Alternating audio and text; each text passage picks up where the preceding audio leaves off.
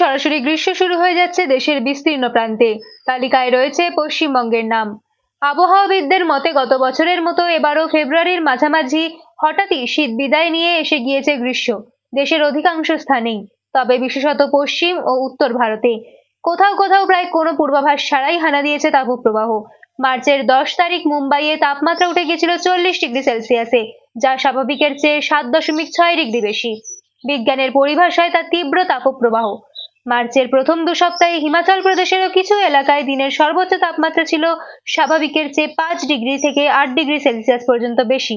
দিল্লি ও পার্শ্ববর্তী অঞ্চলেও সর্বোচ্চ তাপমাত্রা 35 ডিগ্রি সেলসিয়াসের আশেপাশে, যা স্বাভাবিকের চেয়ে 5 থেকে 7 ডিগ্রি বেশি। এমনকি রাতের তাপমাত্রাও স্বাভাবিকের চেয়ে 3 থেকে 4 ডিগ্রি বেশি থাকছে। মহারাষ্ট্রের বিদর্ভও পড়েছে তাপপ্রবাহের কবলে। শীত মিটতে না মিটতেই তাপপ্রবাহের এই ঘটনা আগামী কয়েক মাসের জন্য তো বটেই, আসলে দীর্ঘমেয়াদী অশনি সংকেত দিচ্ছে, বলছেন আবহাওয়াবিদেরা।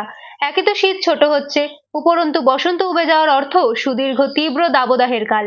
জনস্বাস্থ্য, কৃষি, জলসম্পদ এবং অর্থনৈতিক উৎপাদনশীলতা সবকিছুর ওপরেই বিরূপ প্রভাব ফেলবে এই পরিস্থিতি। আবহাওয়া দপ্তরের পূর্বাভাস অনুযায়ী মার্চ থেকে মে মাস পর্যন্ত দেশের অধিকাংশ এলাকায় স্বাভাবিকের চেয়ে বেশি দিন তাপপ্রবাহের পরিস্থিতিই থাকবে। এই প্রবণতা অবশ্য সর্বত্র সমান নয়। দেশের উত্তর ও পশ্চিমাঞ্চল থেকে বসন্ত একেবারে উধাও হয়ে গেলেও পূর্বাঞ্চলে এবছর বসন্তের হালকা প্রভাব ছিল। বসন্ত একেবারেই ছোট হয়ে যাওয়ায় সমগ্র পশ্চিমবঙ্গ জুড়ে মার্চ এপ্রিল মাসেই তীব্র তাপপ্রবাহের সম্ভাবনা বেড়ে যাচ্ছে, বিশেষত কলকাতা ও পার্শ্ববর্তী এলাকাগুলিতে।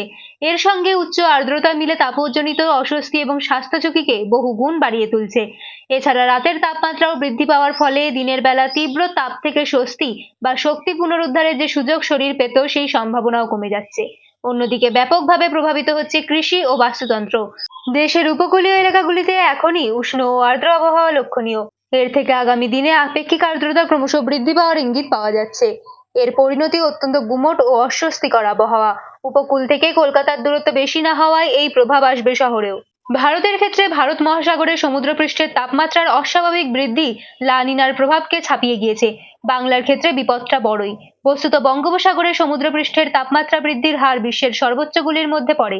সাম্প্রতিক বছরগুলোর প্রবণতা অনুযায়ী এবারেও হিমালয় সংলগ্ন রাজ্যগুলি, পশ্চিমে সিন্ধু বা পূর্বে গাঙ্গেয় সমভূমি, সর্বত্রই শীতকালীন বৃষ্টিপাত ও তুষারপাতের পরিমাণ ছিল নগণ্য। একেবারে জানুয়ারির শেষ দিকে বেশ কিছুটা বৃষ্টিপাত হয় এক দফায়। ফেব্রুয়ারিতে আবার প্রায় বৃষ্টিই হয়নি, ঘাটতি 81%। এদিকে মার্চের শেষ লগ্নে দার্জিলিংয়ে নেমে এলো অকাল তুষারপাত। আবহাওয়া বিজ্ঞানীদের মতে নিম্নচাপ কাটলেই রাজ্য জুড়ে প্রবল গরমের আশঙ্কা থাকছে।